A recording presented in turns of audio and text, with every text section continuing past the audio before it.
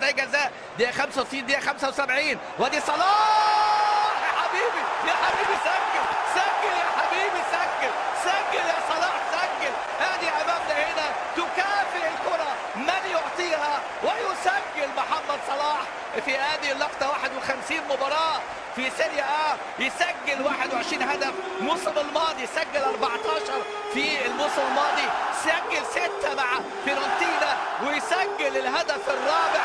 الكرة ترتد بالرأس لكن الكرة تريد صلاح، الكرة تحب من يعطيها وصلاح يعطيها بقوة وترتطم في قدم دانيلو لتكون الهدف الرابع عن طريق محمد صلاح.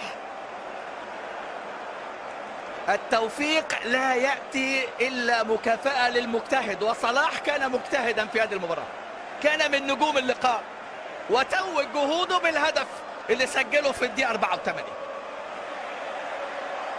4-0 المزيد من الأهداف، ولكن صلاح إلى خارج الملعب هذه المرة. 6 أهداف مع فيورنتينا.